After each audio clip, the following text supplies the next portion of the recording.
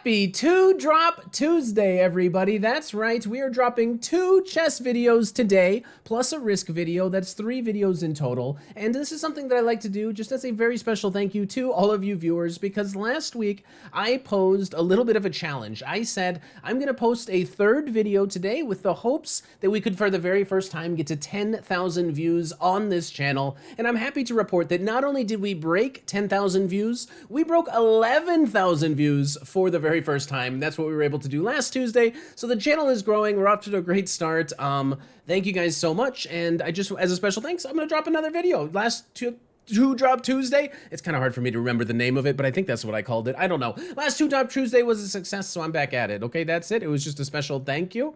Thanks for watching the videos. Remember that I also make risk videos if you haven't checked them out. And I got a lot of playlists if you want to go to Binge Town and watch some chess today, okay? Tuesdays are a good day to binge. I guess every day is, but let's keep it with this. This is some interesting line of the Caro-Kann that I actually haven't played in like forever. And then somehow h6 always like immediately loses. I'd say I'm not as familiar with this, but I threatened to go here and then like, you know, win this guy somehow. Huh. Okay, I'll play with h3. This feels not right. And I was maybe going to gambit this pawn. But we're not seeing any of that. Okay, but what if I just go here? Is he going to have to go here? I'm on this thing. Oh, and hey, by the way, I'm 2,400 now. I hope I win this game. Otherwise, I might not be anymore. But I can currently say that I am. Okay, let's play g4. I'm going after this square. I'm going to play here, adding another attacker on the e6 square. I'm gambiting this pawn, but I just assume that it's very dangerous to take. As soon as this bishop moves, depending on where it goes, there could be some stuff. I mean, there could already be some stuff. Ooh, getting wild. You know what? Just put me right here, threatening to take this guy, which I think will provoke this bishop to come here. And now is the time to strike. Yeah. Here, defending this bishop. Then here, defending the bishop. I expect this, and then I go here. Are we crushing the Caro-Kann, or are we overlooking something? Because takes.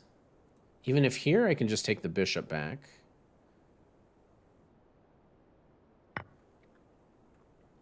So if here, I can just take this bishop and end up with 2 really strong bishops in the center of the board. And we're up a lot of material, and we're threatening a fork with g5. Yo!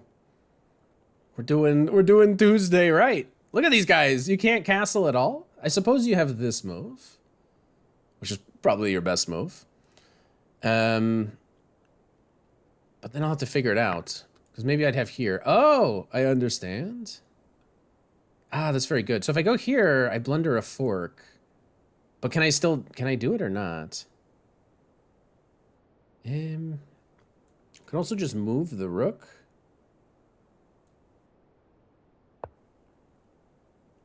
I did miss this move.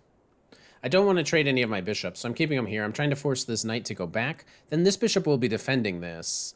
And then I could go win this pawn, but maybe more likely I'm just going to get castled.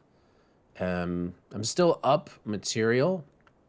And these bishops are just monsters. Maybe c4 as well, just to meet rook in with being able to defend my bishop, but maybe he'll be taking it there. I don't know. Ah, okay. He's clever.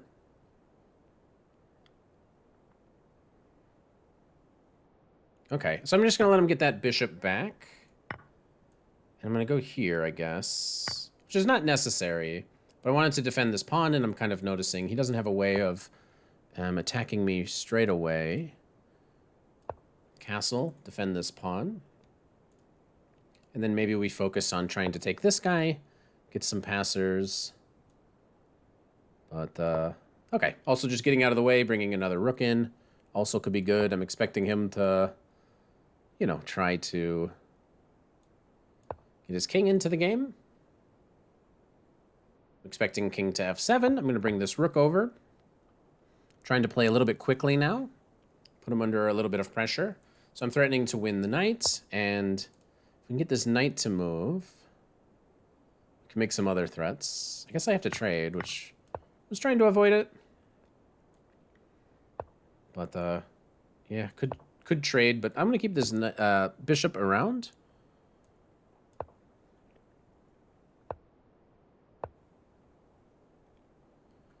And let's see if we can find a way. We've played so well so far. Okay, we got this passed pawn. If he goes here, he loses a knight. He's probably find another square. Okay, let's get this guy active. And now we're going after these other targets. We got this passed pawn for the future. Okay, we defend this pawn, because we know that he's coming to get it. Try to take this guy and defend this from a distance, keeping this guy protected, so we're not taking this other pawn. Now we can put this bishop here. Should be pretty easily winning. Should be. Don't know if you've ever seen me play an endgame before, but for most people, this would be a, you know, a simple, easy endgame to win. Okay, just keep pushing these pawns. He's not making any threats. He made a threat. I didn't see it coming.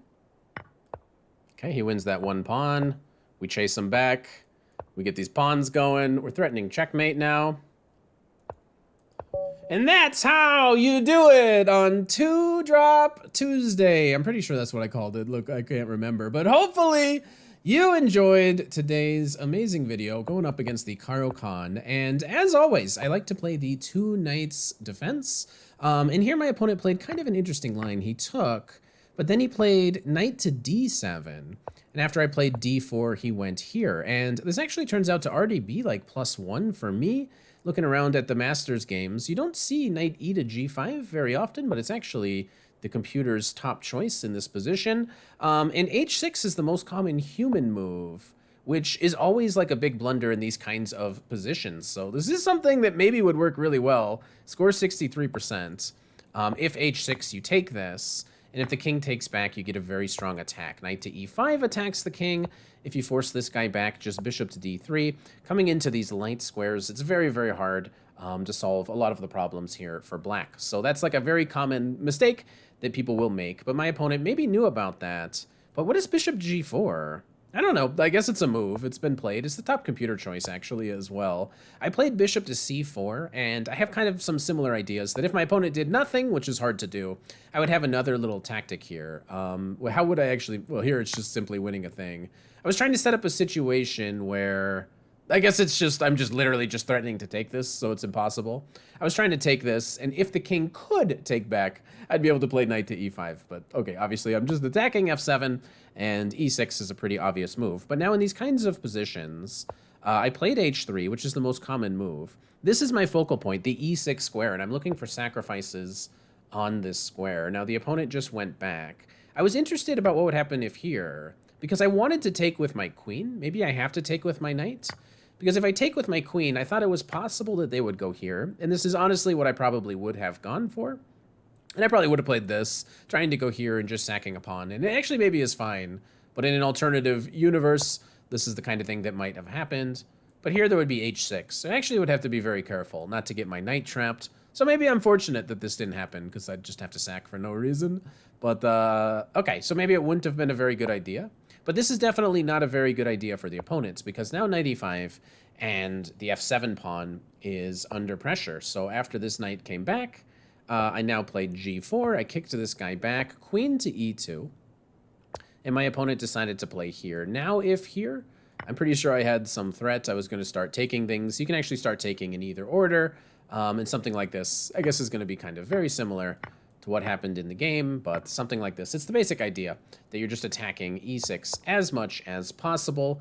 h4 here is very strong, but I came up with bishop to f4, lining up with the queen, and I had already seen that this move, which I thought would be the most likely, could lead to some sacrifice activities here, because I'm able to remove this guy, take on e6, bring the queen in, and now get this completely dominant position. Although I will be the first to admit, I did miss this move, which was actually the best for my opponent. I'm still up material here, and my bishops are insanely strong, so it's +5 at the moment. But let's see how well we played this endgame. This is sometimes the tough parts. Here we just decided to give this back. Okay, computer says we've played this so far actually pretty well, so we can be happy enough with the way that we've done this. And the opponent never really got back into the game. I was worried that maybe I was missing some major things here, but perhaps not. Maybe I just played reasonably well enough. So yeah, it was just a winning position that we eventually were able to win. And if you'd like to see me win more games of chess, make sure you go back,